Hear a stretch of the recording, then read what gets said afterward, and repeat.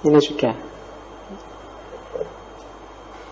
Itu bentuk negara menurut Rousseau. Jadi ada negara yang monarki, ada negara aristokrasi, ada negara demokrasi. Monarki itu kekuasaannya terpusat pada satu orang. Kalau aristokrasi terpusat pada sekelompok orang.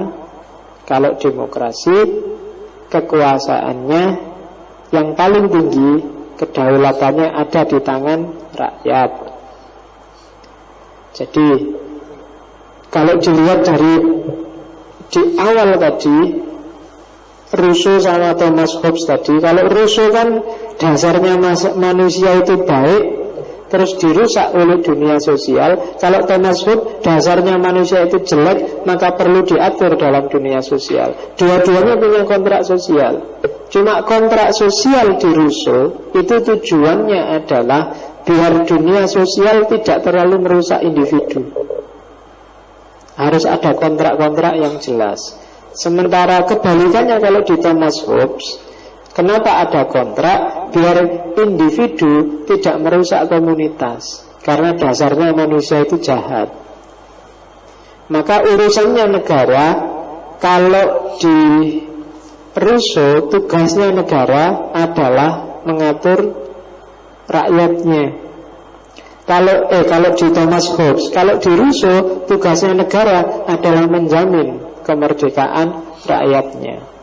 Jadi bedanya di situ. Yang satu berawal dari manusia itu dasarnya jahat, yang satu berawal dari manusia itu dasarnya baik. Ada yang model monarki, kalau monarki penguasanya satu. Ada yang model aristokrasi, penguasanya sekelompok orang. Ada yang model demokrasi, penguasanya ada di tangan rakyat. Indonesia termasuk apa kira-kira? Monarki apa aristokrasi apa demokrasi? Ada baunya tapi lumayan lah. Aristokrasi yang berbau tidak enak ternyata. Oke. Bisa juga monarki jangan-jangan ada yang ngatur satu orang. Tapi juga mungkin aristokrasi sekelompok orang, mungkin partai. Cuma partai kan ada rajanya pasti. Berarti monarki dong. Tapi yang enggak deng, ada ART-nya kan ada, berarti aristokrasi dong. Ya tergantung kamu membacanya lah, terserah. Atau demokrasi, ya enggak tahu juga. Jadi negara itu kan gini, negara itu kutub ekstrimnya ada dua. Ada negara totaliter kayak fasis, ada negara anarkis. Di tengah-tengahnya ini baru main, kayak misalnya demokrasi. Jadi kalau negara totaliter itu negara ngatur semua urusannya rakyatnya. Mulai kamu sekolah pakai seragam apa, kamu kawinnya harus seperti apa, kamu sampai rumahmu tingginya minimal berapa, itu kabeh negara yang ngatur. Itu namanya negara yang totaliter. Kutub sebelahnya namanya anarkis. Ki rakyatnya boleh sakarepe dhewe, negara cuma ngawasi sing penting aja gegeran.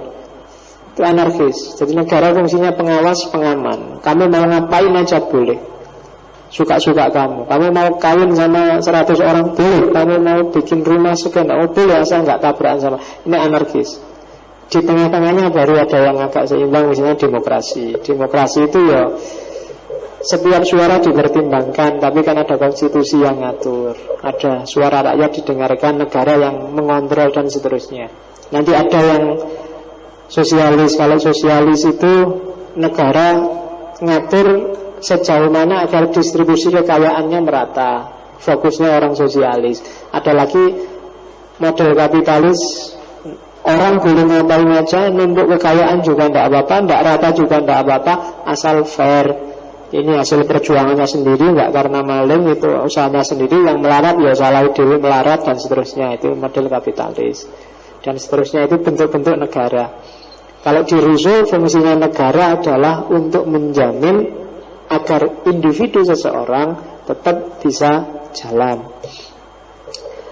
Yang agak unik nanti silakan didalami sendiri-sendiri. Bagi Rousseau, hati-hati karena dunia sosial itu merusak. Di antara yang menjamin status quo tadi agar yang punya kuasa tetap punya kuasa, agar daya rusaknya lebih banyak, itu biasanya terus dilahirkan seni, dilahirkan sastra, dilahirkan ilmu pengetahuan. Itu yang bikin orang cinta dengan dunia sosialnya, yang bikin orang bisa menikmati suasana perbudaannya. Orang bisa. Jadi budaya itu bagi Rousseau fungsinya artifisial. Dia bikin orang tidak sadar. Dengan adanya budaya, kamu nggak ngerti bahwa kamu sedang dirusak oleh dunia sosialmu. Kamu suka lagu dangdut, suka Indonesian Idol, suka nonton OVJ, suka nonton, itu kan semuanya budaya. Tapi kamu nggak sadar sebenarnya kamu pelan-pelan dirusak oleh budaya-budaya itu. Kamu bisa menikmati situasi bahwa kamu sedang dihegemoni, bahwa kamu sedang diperbudak, bahwa kamu sedang, karena kamu suka sepak bola, maka kamu kadang-kadang ayo nonton sepak bola, tapi di balik sepak bola ada iklan terselubung, ada, kan gitu selalu. Karena kamu suka ketawa-ketawa, dikasih OVJ, dikasih YKS, dikasih itu. Tapi ada banyak yang bikin kamu terlena, biar kamu tetap enjoy, tetap nikmat hidup di dunia sosial. Kadang diintrodusir nilai-nilai moral yang sebenarnya itu cuma kamuflase untuk nutupi bahwa ada sebenarnya nggak harus seperti itu. Untuk nutupi bahwa dia orang jahat, untuk menutupi bahwa dia manipulatif, terus dibikin kode-kode etik, dibikin sistem-sistem tata krama yang sebenarnya itu cuma selubung.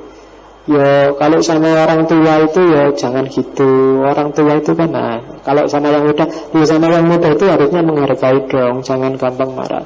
Ada banyak sistem, ada banyak kode etik yang dibikin sebagai selubung sehingga kita tidak bisa membaca kesejatian, nggak bisa ketemu lagi dengan kondisi alamiah kita. Kita mau marah, jangan marah. Marah itu berarti setan sedang menguasai dirimu. Oh ya, nggak jadi marah. Kita mau kesel, jangan kesel, itu nanti merusak jiwamu. Kamu nggak natural akhirnya. Mau nangis saja, cowok kok nangis. Nah kan gitu. Mau nggak natural sudah. Banyak tata krama, banyak kode etik hidup yang tujuannya malah membunuh dimensimu yang sejati. Gitu loh. Mau gini nggak boleh, mau gitu nggak boleh, mau nggak boleh kita. Kan selalu begitu. Coba lihat di masyarakat ini, isinya banyak sekali kode-kode etik. Kuliah itu harus patuhan dong. Kuliah itu harus, kan kode etik itu namanya. Pacaran, janganlah pacaran. Pacaran itu kan mengganggu kuliahmu. Kalau pacaran itu malah dukung ya Pak. Enggak, kamu nggak sadar aja sebenarnya ganggu itu. Nah, kan. Jadi banyak hal yang menghalangi ekspresi alamiahmu. Kamu jadi nggak natural. Mau ketawa aja diatur. Ketawa jangan lebar-lebar, karena kalau ketawa mulutnya terlalu lebar itu nggak sopan. Terus kamu ketawanya sambil gitu, kan gitu. Pengguyu aja diatur, kan jadi nggak enak, kamu nggak natural. Waktunya kamu nangis saja juga diatur. Nangis jangan kayak gini, jangan berlebihan, jangan sambil mukul-mukul badan, jangan sambil, banyak sekali aturan-aturan sehingga ternyata gara-gara tata krama hidup, gara-gara etika, kode etik moral, kita sering terhalangi dari spontanitas alamiah kita. Kita jadi nggak alami. Kamu dirimu jadi nggak terlatih bahwa kalau memang sedang sedih ya sedihlah, kalau sedang senang ya senanglah. Kapan kamu marah, kapan kamu harus tidak marah, kapan kamu harus senang, kapan kamu harus susah, kamu nggak akan peka lagi sudah. Waktunya kamu marah karena ditipu, kamu malah senang. Ya kan, waktunya kamu harus komplain, kamu sabar. Waktunya harus nembak, kamu diam. Waktunya ditembak orang, kamu marah. Kenapa? Kamu nggak natural sudah, kamu sudah nggak alami lagi. Maka hati-hati katanya Rousseau. Banyak hal yang membunuh naluri alamiahmu, yang bikin kamu nggak asli lagi. Oke, itu Rousseau. Karena Rousseau andalannya emosi. Jadi rasa, jadi ya ungkapkan aja rasamu kayak gimana. Kalau memang seneng, bilang aja seneng. Kalau enggak, bilang aja enggak. Tapi kadang-kadang kami enggak seneng, tapi demi kesopanan, enak. Dikasih minum, minumannya sebenarnya enggak enak, enggak terlalu manis, tapi ya enak sekali. Siapa ya bikin ya, bawa aku. Kan mesti gitu kan. Ada temanmu bajunya jelek, tapi gimana bajuku bagus enggak? bagus, memang dasarnya kamu cakep kok, padahal itu basa-basi. Jadi nggak natural kan. Makanya kamu yang di Facebook dikomentari bagus-bagus itu jangan percaya, yang basa-basi kok itu. Nggak ada orang yang senang dengan ketika orang lain bagus, orang lain biasanya sirik. Jadi orang lain itu biasanya mesti kalau ngomong bagus-bagus itu basa-basi biasanya. Kecuali ada orang yang tulus. Itu kan kalau di rusuh nggak ada. Di mana ada orang tulus? Paling untuk punya kepentingan sendiri. Oh kamu cakep, Pak Juni punya kepentingan. Oke. Nah, termasuk ilmu pengetahuan itu sebenarnya lahir dari dimensi-dimensi negatif katanya Rousseau. Kalau di bukunya makanya tak kasih kuning itu. Benar nggak sih kayak gitu? Silahkan didiskusikan. Katanya Rousseau, astronomi itu lahir dari tahayul. Kalau geometri lahirnya dari ketamaan. Kalau fisika itu karena orang males saja. Kalau seni, kalau debat, diskusi itu sebenarnya lahir dari ambisi setiap orang yang ingin dianggap benar, ingin dianggap menang, ingin dianggap pintar. Kalau etika itu lahir ketika orang sombong, merasa dirinya besar, merasa dirinya luar biasa, merasa dirinya penting, baru lahir etika. Etika itu kan ngatur, harus gini loh ya, harus gitu loh ya, jangan gini, jangan gitu. Itu kan kesannya arogan. Maka katanya Rousseau, etika itu lahir dari kesombongan manusia, nggak natural. Yang terakhir pendidikan. Ini yang khas dari, agak bagus juga, silakan diteliti. Mungkin ada yang dari jurusan pendidikan. Katanya Rousseau, siapa sih yang bertanggung jawab terhadap korupsi individu yang bikin kita kehilangan identitas itu? Penanggung jawab pertama adalah pendidikan. Jadi pendidikan itu sering mengkondisikan kita ke wilayah yang tidak alami. Kita disuruh gini, disuruh gitu, disuruh jadi ini, disuruh jadi itu. Kita tidak alami. Padahal harusnya katanya Rousseau, tujuan pendidikan itu harus bikin orang bebas, merasa tidak terikat oleh apapun. Kalau ada pendidikan yang bikin orang tergantung dan terikat dengan apapun, itu berarti pendidikannya tidak sukses. Kok bikin kamu terobsesi dengan saya harus jadi PNS, aku harus jadi pendidikan sering begitu kan? Itu berarti pendidikannya ngaco. Jadi pendidikan harus bisa bikin orang bebas, kemudian mengekspresikan dirinya sesuai keinginannya secara alami. Kalau ada yang pendidikan bisa kayak gitu, berarti pendidikan itu sukses. Kalau enggak, berarti pendidikan enggak sukses. Jadi tujuan pendidikan itu bikin orang bebas, mengekspresikan dirinya secara natural dan terhalang dari segala yang akan merusak dirinya, baik dari dunia sosial, dunia budaya, dunia seni. Itu tujuannya pendidikan. Tugas pendidik adalah membiarkan anak didiknya berkembang menurut alamnya. Jadi jangan diatur-atur. Nggak boleh merentah-merentah, nggak boleh melarang-larang, apalagi pakai ngukum. Pendidik yang baik. Hari ini kan yang namanya pendidikan itu kan pasti merentah. Sejak dari PAUD sampai mahasiswa. Bikin tugas 20 halaman, kurang 1 halaman nilainya turun 1. Tuh, merentah. Sejak TK kan gitu, apalkan kul huwallahu ahad, perintah. Kalau nggak apal, besok nggak dikasih makan siang. Perintah, larangan, hukuman, dan orang terkondisikan seperti ini jadinya nggak alami.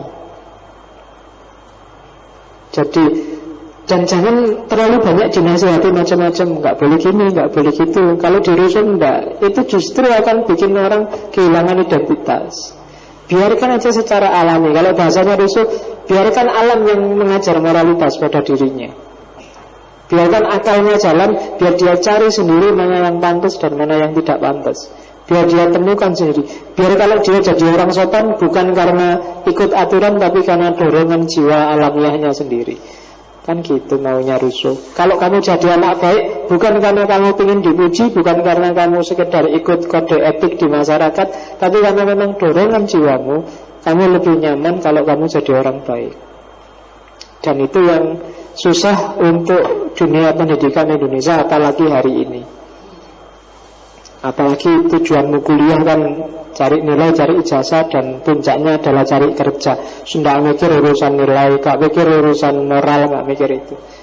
Dan dosennya juga merintah, melarang, dan menghukum. Jadi isinya kayak pabrik. Kalau kamu rajin ya gajimu ditambah, kalau kamu males bayaranmu dipotong. Jadi logikanya mekanis. Oke.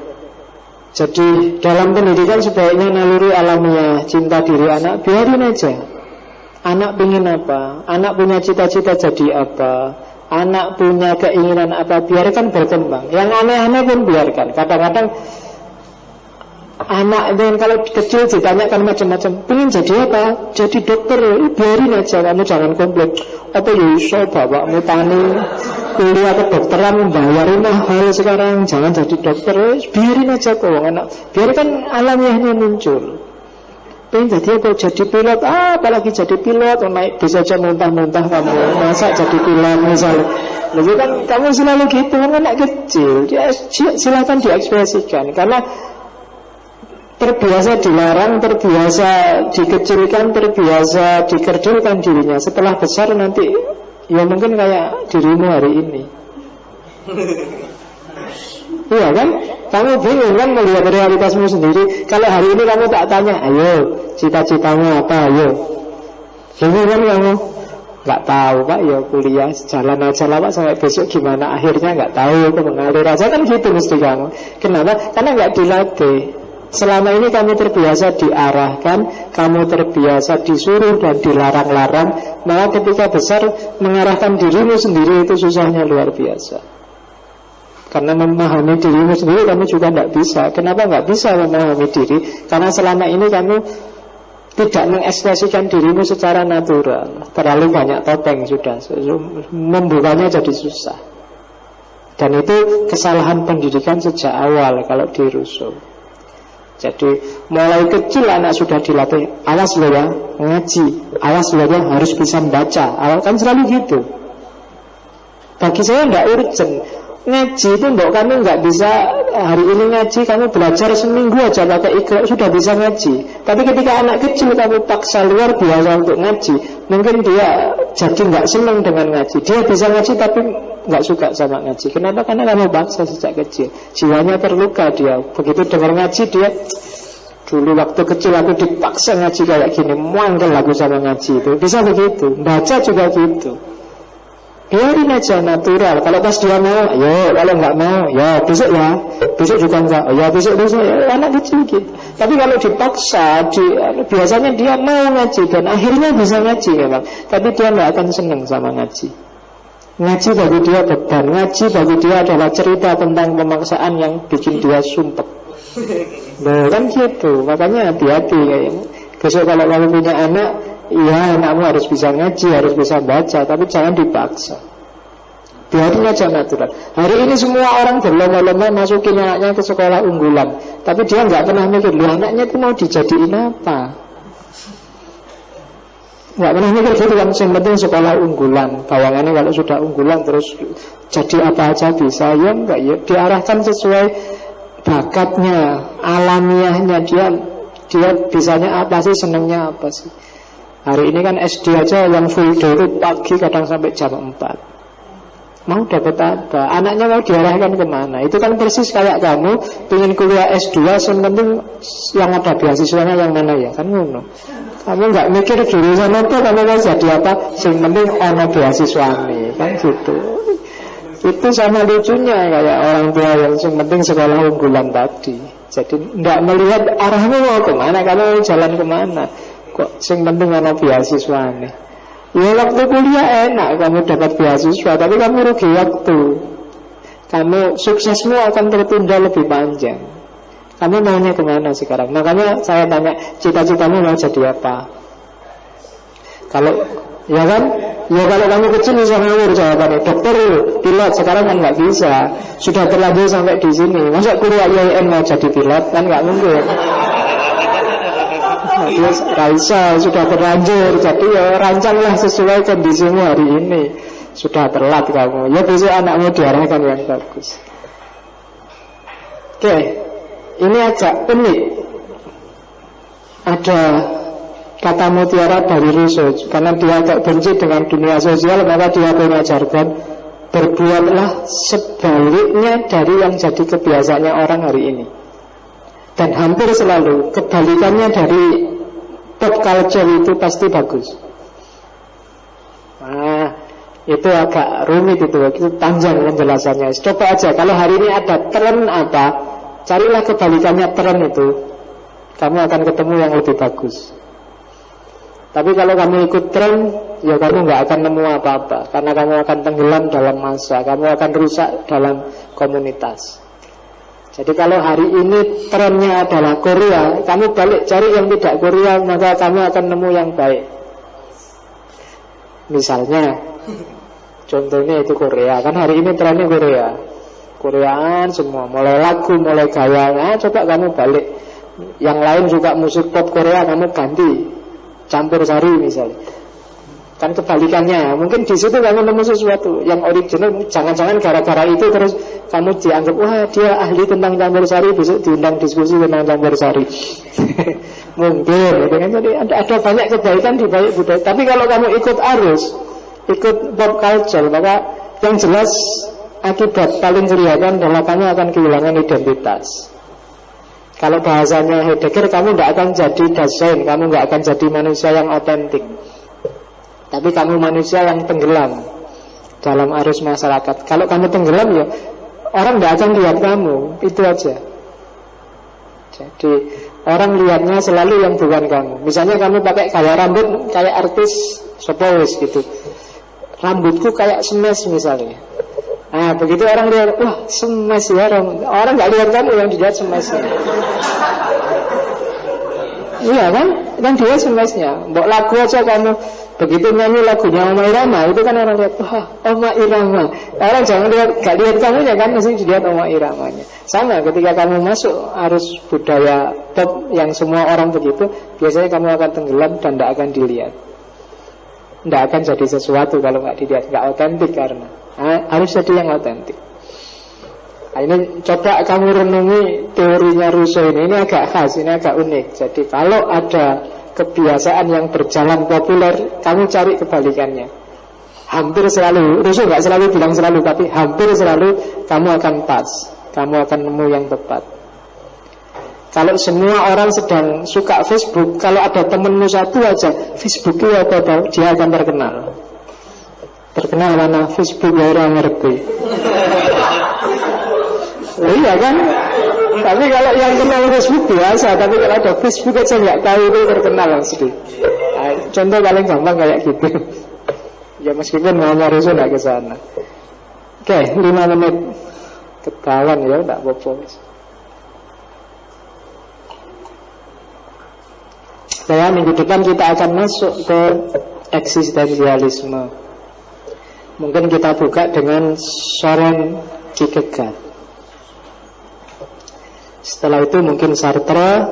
Kalau agak panjang kita masukkan pasangannya Sartre, Simone de Beauvoir.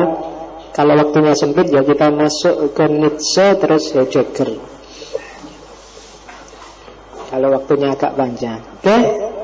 Ada yang ditanyain? Alhamdulillah. Kalau nggak ada, insya Allah ketemu lagi minggu depan.